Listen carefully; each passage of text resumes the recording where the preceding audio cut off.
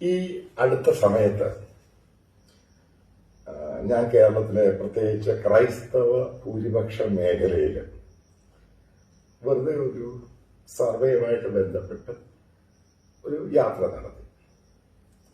അതിന് 2-3 കാരണങ്ങളുണ്ട്. ഒന്ന്, ഈ 6 മാസം കഴിയുമ്പോൾ കേരളത്തിലെ അസംബ്ലി ഇലക്ഷനാണ്. അത് കഴിഞ്ഞ് മനസ്സിലാക്കേണ്ടത് ഈ ക്രൈസ്തവരുടെ ഇടയിൽ ഒരു BJP സപ്പോർട്ട് ഇങ്ങനെ കയറി വരുന്നു. ഇതും കൂടെ മനസ്സിലാക്കണം. ഇപ്രാവശ്യം അവർ ആർക്കായിരിക്കും വോട്ട് ചെയ്യുന്നത്, അതിന്റെ കാരണങ്ങൾ എന്താണ്, പ്രത്യേകിച്ച് ക്രൈസ്തവരുടെ ഇടയിൽ പിണറായി സർക്കാരിനോടുള്ള അവരുടെ അഭിപ്രായം എന്താണ്, ഇതൊക്കെയായിരുന്നു ഉദ്ദേശം. പ്രധാനമായിട്ട് ഞാൻ പോയത് കോട്ടയം, ഈ പറയുന്ന പത്തനംതിട്ട, ഇടുക്കി, പിന്നെ ഈ എറണാകുളത്തിന്റെ ഈ കാണുന്ന ഈ ആലുവ, മൂവാറ്റുപുഴ, തൊടുപുഴ, കോതമംഗലം, ആ ബെൽറ്റ്. എന്നെ ഏറ്റവും കൂടുതൽ അതിശയിപ്പിച്ച ഒരു പോയിന്റ്, ക്രൈസ്തവരുടെ ഇടയിൽ ഒരു സമയത്ത് BJP എന്ന് പറയുന്നതും കേൾക്കുന്നതും അവരുടെ കൊടി കാണുന്നതും അവരുടെ പ്രവർത്തകരെയും നേതാക്കളെയും വല്ലാത്ത വെറുപ്പോടുകൂടിയായിരുന്നു. അത് പൂർണ്ണമായിട്ടും മാറി. അവർ പറയുന്ന ചിലരുടെ പോയിന്റുകൾ വളരെ രസകരമായ പോയിന്റുകളാണ്. മോദി കഴിഞ്ഞ 6 വർഷം ഭരിക്കുന്നു, അല്ലെ 5 വർഷം ഭരിക്കുന്നു, ഞങ്ങൾക്ക് എന്താ പ്രശ്നം? ഞങ്ങളുടെ മക്കൾ ഇന്ത്യയുടെ പല ഭാഗത്തും ജോലി ചെയ്യുന്നുണ്ട്, അവിടൊക്കെ BJP ഭരിക്കുന്നത്, അവർക്ക് ആർക്കാ പ്രശ്നം? ഒരു പ്രശ്നവുമില്ല, അവരവരുടെ കാര്യങ്ങൾ നടന്നു പോകുന്നു. പക്ഷേ ഈ പറയുന്ന ക്രൈസ്തവരുടെ ഇടയിൽ അതിഭയങ്കരമായ മുസ്ലിം വിരോധം കയറി വരുന്നു. അതിഭയങ്കരമായിട്ട്. അത് ഈ കേരളത്തിൽ നടക്കുന്ന ഇഷ്യൂ ആണോ എന്ന് ചോദിച്ചു കഴിഞ്ഞാൽ അതും ഒരു ഘടകമാണ്. അതായത് ഈ പറയുന്ന കോൺഗ്രസ് പാർട്ടിയിലെ ഒരു മുസ്ലിം പ്രീണനം കൂടുന്നു. ഇവര് പറയുന്ന അടുത്ത പ്രാവശ്യം രമേശോ ഉമ്മൻചാണ്ടിയോ ഒന്നും ആയിരിക്കുകയില്ല, മലബാറിൽ നിന്ന് ഒരു മുസ്ലിം ആയിരിക്കും കേരളത്തിന്റെ മുഖ്യമന്ത്രിയാകുന്നത്. അടുത്തൊരു പോയിന്റാണ്, കോൺഗ്രസ് വരുമ്പോൾ അധികവും വിദ്യാഭ്യാസ വകുപ്പ് ഈ പറയുന്ന ഒരു മുസ്ലിം ലീഗിന്റെ ആളിനാണ് കൊടുക്കുന്നത്. അതുകൊണ്ട് ഞങ്ങൾക്ക് ആരുടെയും തോളെ കയറേണ്ട ആവശ്യമൊന്നുമില്ല.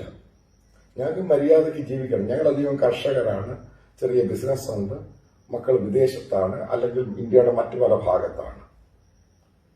പക്ഷേ ഇങ്ങോട്ട് ആക്രമിക്കാൻ പോകുന്ന രീതിയിലുള്ള ഒരു കടന്നു വരവുണ്ടാകുന്നു. അതിനെ ഞങ്ങൾ ചെറുക്കും. അതിനെ ചെറുക്കുവാൻ ഇന്ന് ഈ പറയുന്ന UDF-നും ഈ പറയുന്ന LDF-നും കഴിയുന്നില്ല. അത് ഞങ്ങൾ ചിന്തിക്കുന്നുണ്ട്.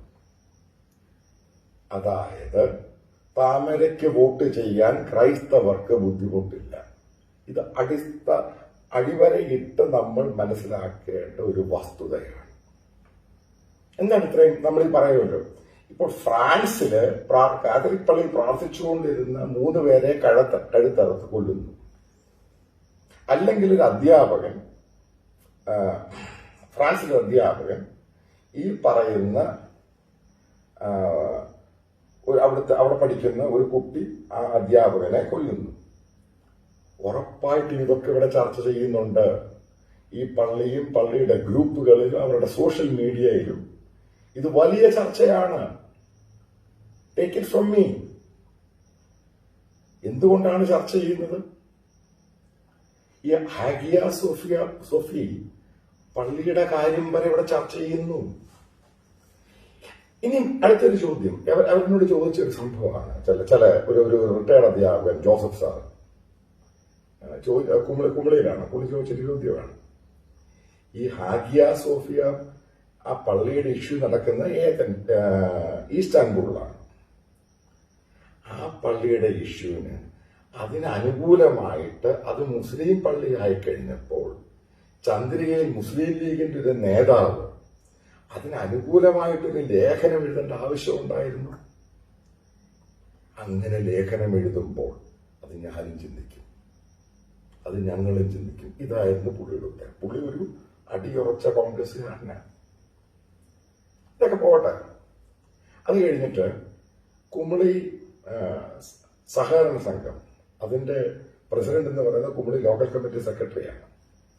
അതിന്റെ ഡയറക്ടർ ബോർഡ് അംഗം ഒരു പാർട്ടി മെമ്പറാണ്. അത് CPM-ന്റെ പാർട്ടി മെമ്പർ, ഒരു ക്രൈസ്തവ സ്ത്രീയാണ്. അപ്പൊ അവരുമായിട്ട് ഞാൻ സംസാരിച്ചു. അവര് പറഞ്ഞു, ഞാൻ പാർട്ടിക്കാരിയൊക്കെയാണ്, അത് സത്യമാണ്.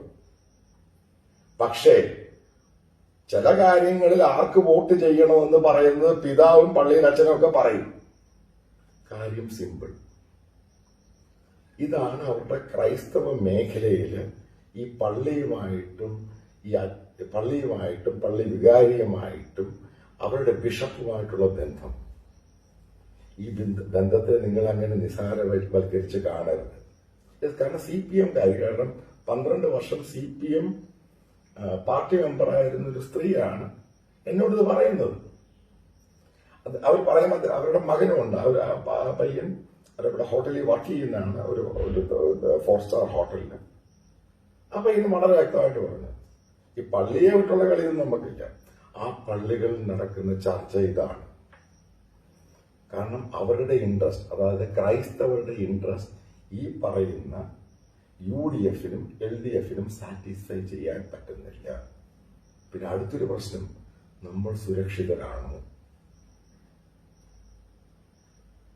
ഇതൊരു ഇമ്പോർട്ടന്റ് പോയിന്റ് ആണ്. അത് ഞാൻ പറയാൻ പോകുന്നത്, ഈ കഴിഞ്ഞ പ്രാവശ്യം പാർലമെന്റ് ഇലക്ഷനിൽ ഞാൻ വെറുതെ ഇതിന്റെ വോട്ടിംഗ് ശതമാനം എടുത്തു നോക്കി, എവിടൊക്കെയാണ് BJP അടുത്ത് വന്നേക്കുന്നത്, എത്ര അസംബ്ലി കോൺസ്റ്റിറ്റ്യുവൻസിയിലാണ്.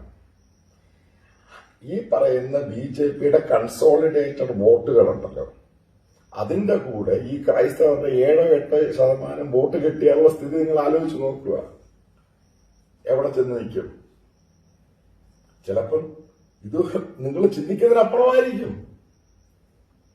അതുകൊണ്ട് ഈ പറയുന്ന ഇടതുപക്ഷം, ഈ പറയുന്ന UDF-ഉം തെറ്റിദ്ധരിക്കരുത്. ഈ പറയുന്ന ബെൽറ്റിലുള്ള ക്രൈസ്തവർ നിങ്ങളുടെ വോട്ട് ബാങ്കാണ്, അല്ല. അവർ മാറി ചിന്തിക്കുവാൻ തുടങ്ങി. അവർ പറയുന്ന മറ്റൊരു പോയിന്റ് ഉണ്ട്. ഇത്രയും പ്രാവശ്യം ഈ പറയുന്ന കോൺഗ്രസും കമ്മ്യൂണിസ്റ്റ് പാർട്ടിയൊക്കെ വന്നില്ല, അവരൊന്നും വന്നാൽ കുഴപ്പമെന്തുവാ? അതായത് ചിന്തിക്കാൻ തുടങ്ങി. Thank you.